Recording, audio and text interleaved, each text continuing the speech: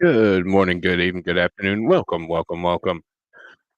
to Starlink launch. SpaceX is targeting today, April 6th, for a Falcon 9 launch of 21 Starlink satellites, including 6 that will have direct-to-cell capabilities to low Earth orbit from SLC-4 East at Vandenberg Space Force Station. Liftoff is targeted for 7:25 p.m. Pacific time, so about 12 minutes from now, with backup opportunities available until 11:17 p.m. Pacific time. If needed, additional opportunities are also available on Sunday, April 7th, starting at 7:25 Pacific time. Uh, SpaceX will start covering the event in about 5 minutes, or 5 minutes prior to launch, so about 7 minutes from now. This is the 6th flight for the first stage booster supporting this mission, which previously launched Crew 7, CRS, which is Commercial Resupply Mission 29, PACE, Transponder 10, and one previous Starlink mission. Following stage separation, the first stage will land on my favorite drone ship, Of Course I Still Love You, which will be stationed in the Pacific Ocean. So we'll take a look at countdown today. Countdown is in the description. SpaceX Launch Director verifies go for propellant load at T minus 38 minutes. We're well into that. T minus 35, RP1 loading begins. T minus 35, first stage LOX loading begins. Second stage LOX starts at T minus 16 minutes. And we're somewhere right past that milestone. So upcoming milestones are Falcon 9 begins engine chill prior to launch. So they have to thermally condition the Merlin engines. If not, they're prone to cracks or prone to not having the same amount of life in them. So they thermally condition them by slowly letting in those cryo liquids into the Falcon 9. T minus 1 minute command flight computer to begin final pre-launch checks. So that's making sure that everything is nominal on the vehicle and the vehicle is available for liftoff. At the same time, T minus 1 minute propellant tank pressurization to flight pressure begins. So that does a couple things. It obviously gets the system ready to go for its launch. It also stabilizes and strengthens the rocket body for its upcoming flight. T minus 45 seconds is go time or no go time. Uh, SpaceX Launch Director verifies go for launch at T minus 45 seconds. T minus 3 seconds, engine controller commands engine ignition sequence to start. And at zeros, we hope to have liftoff. So it's pretty standard flight profile. We have launch, then ascent. We get stage separation shortly thereafter. A flip maneuver. Those grid planes will deploy on the first stage. It will enter using an entry burn and aerodynamic guidance with a vertical landing on the autonomous drone ship. And the second half, those 21 Starlink satellites will continue to orbit to their final location. These are launch, landing, and deployment. So T plus 1 minute, 12 seconds is the moment of max aerodynamic stress on the vehicle. Max mechanical stress, aerodynamics. So the speed and the density of the atmosphere contribute to aerodynamic stress and mechanical stress on the launch vehicle.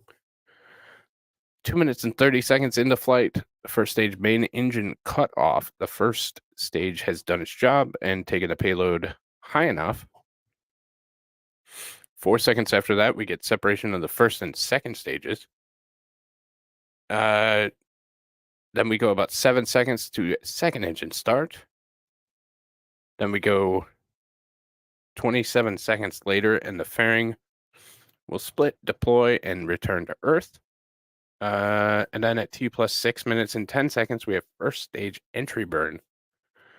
The entry burn does a couple things. One, it slows the vehicle down, reorients it, helps provide some carbon buildup on the outside of the engines for the thermal shock coming back in and the heat generated with that activity. 20 seconds is about the time that that lasts. And then a little bit over a minute after the first stage, landing burn begins. And at T plus 8 minutes and 17 seconds, it will touch down successfully on the drone ship. Then we have a little bit of time. The second stage engine will cut off. It's done most of its job at that point, and then we get second engine start about 45 minutes after that to circularize that orbit and get them into their final orbital inclination. Shortly thereafter, we get cut off, so that's about a 3-second burn. So just a little tweak burn. And then at 1 hour, 2 minutes, and 28 seconds into flight, the Starlink satellites will deploy and they'll separate to their final locations. So that's what we have coming up for this evening. SpaceX should be starting any moment now. So we'll see if we get that jellyfish effect that they've got on the last couple launches out of Vandenberg due to the atmospheric conditions when they launch. Looks pretty cool.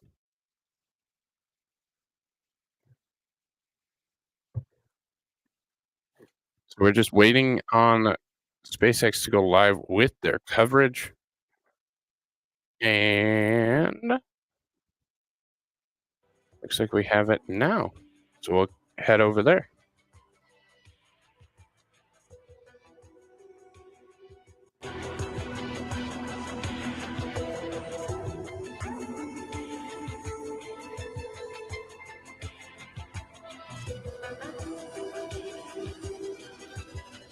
How long for launch? We're about 5 minutes out at this point.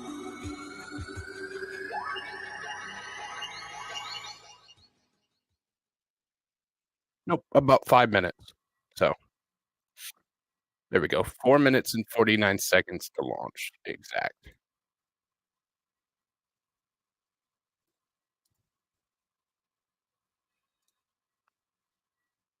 Hey, no problem.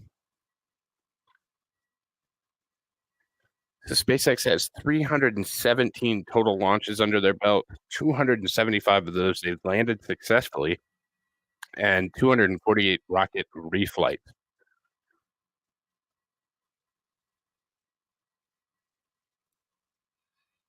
So that strong back starting to retract, comes back a couple degrees, then it comes back further once we get closer to launch time.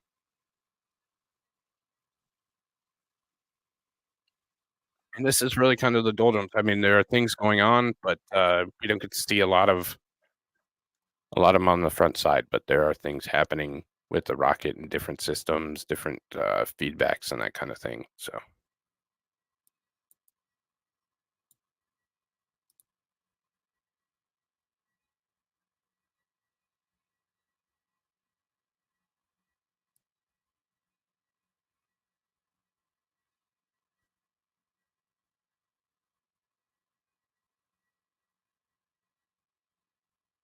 Should have been call outs. I'm trying to not get on top of their call outs. So we're about 2 minutes and 15 seconds from those it handing over to internal power and internal computing. We're also the same amount of time from those tank pressurization. And we're about 2 minutes and 15 seconds away from that go no go poll, that critical. Stage 1 LOX load is complete. And there's a good call out for liquid oxygen, which is LOX, complete on the first stage. That is a cryogenic liquid, meaning it is very cold. The puffy stuff, completely normal. That is what we call the white clouds on the outside of the rocket. That's just simply the cryogenic liquid meeting the warm Southern California air.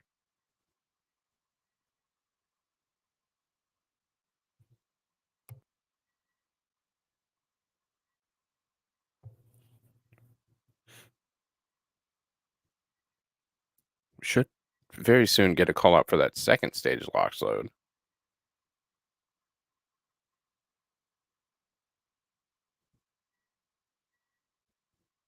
about 60 seconds away from those critical handover and pressurization.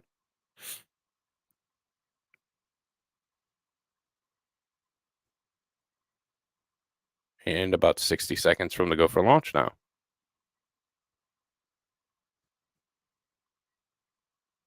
Stage 2 lock float is complete. And there's a call out for liquid oxygen complete on the second stage. Second stage has one Merlin vacuum engine that powers the flight, taking it to its orbital inclination. The first stage, why it's called a Falcon 9, has 9 Merlin sea level optimized engines on the first stage for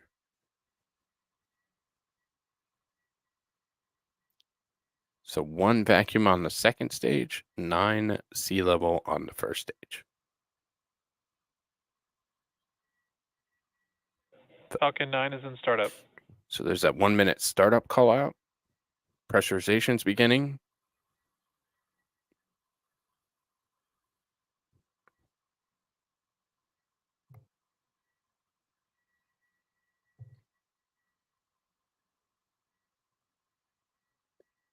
Should have had a go for launch, but we did not hear it. LD go for launch. There's our go for launch. T-minus 30 seconds. T-minus 30 seconds. 25. Go SpaceX. Go Falcon 9. T-minus 15 seconds. T-minus 10, 9, 8, 7, 6, 5, 4, 3, 2, 1, ignition. And liftoff of Falcon 9. Go SpaceX. Go Starlink. And liftoff.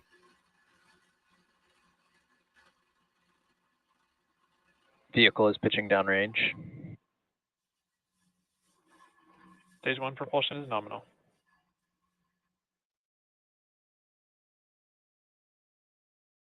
Nominal callouts coming up on that max Q to actually throttle the engines down to break through max Q to reduce the stresses on the vehicle, and then throttle back up as soon as they punch through that max Q time.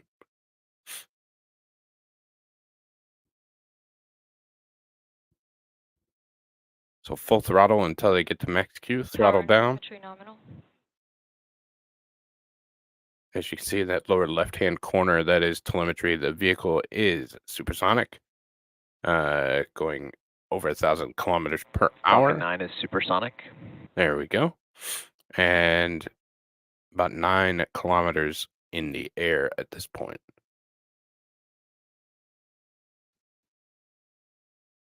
Max Q. Good max Q call out. Pushing right through, throttling back up.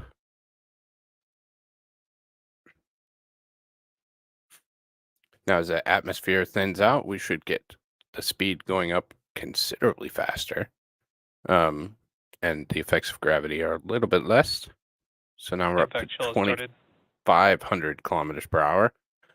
And engine chill on the MVAC engine has begun.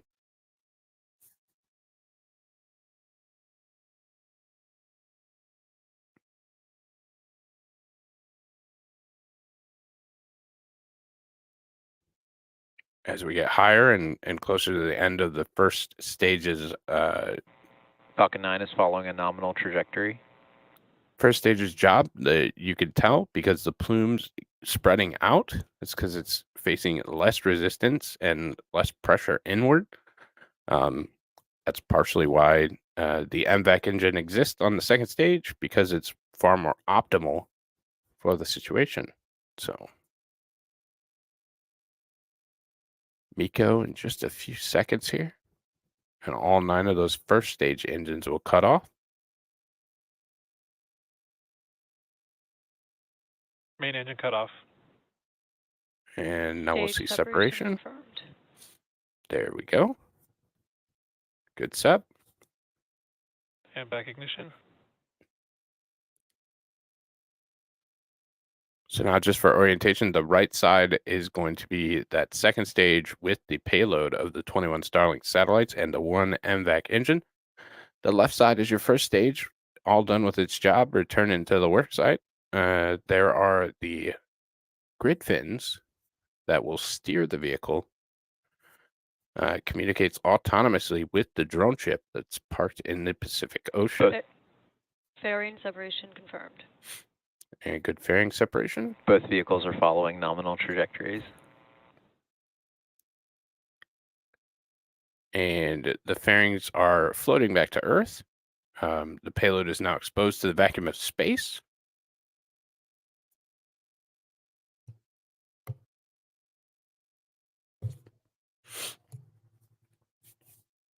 We're still seeing a good nominal trajectory.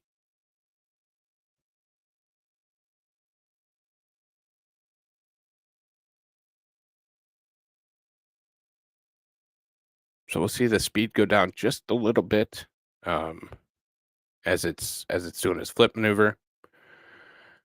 Then we'll see a slight increase. Then we'll see it start encountering, or then we'll see, the entry burn. The entry burn will slow down the speed considerably, and then the atmosphere will continue to bleed off speed to reduce it until we get some landing burn on that left side. The right side will continue to speed up until it's about somewhere in the ballpark of 26,000 kilometers per hour. Usually about 151 kilometers of altitude.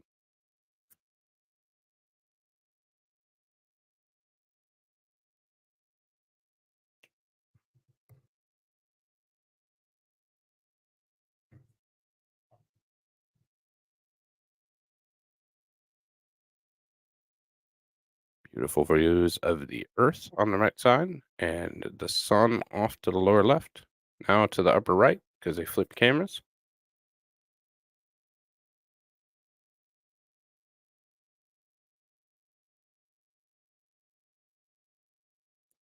So now we're in that slight speed up phase on that first stage booster.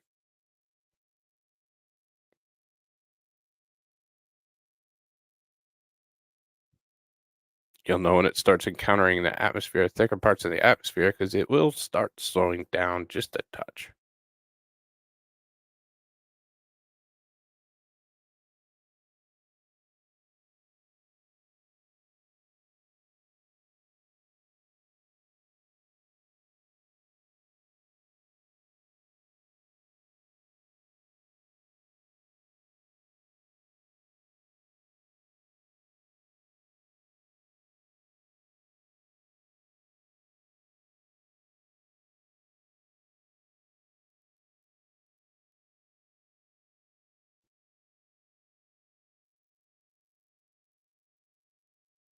For those who don't know, the grid fins on that left-hand picture, those are all one Stage 1 entry burn startup.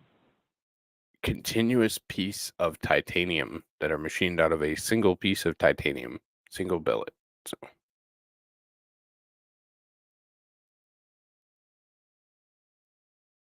So there's the entry burn.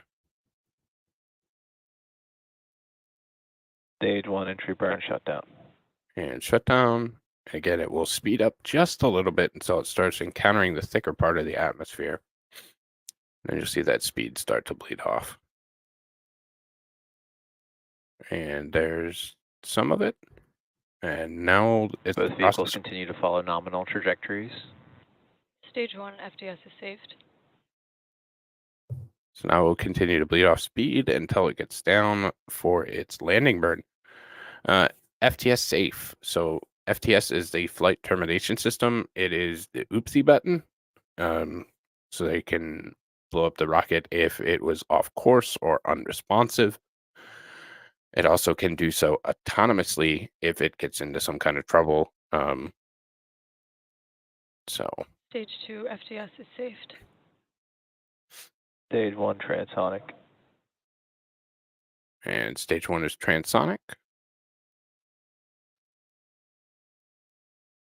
About 5 kilometers off the ground.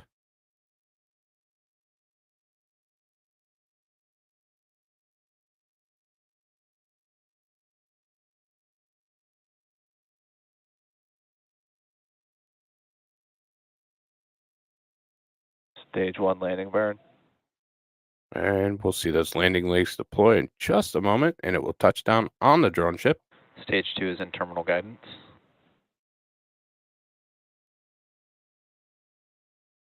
Landing leg deploy. There they are. And touchdown. Stage 1 landing confirmed. Looks like they had a little bit of an excited fire on the drone ship. They have good fire suppression though.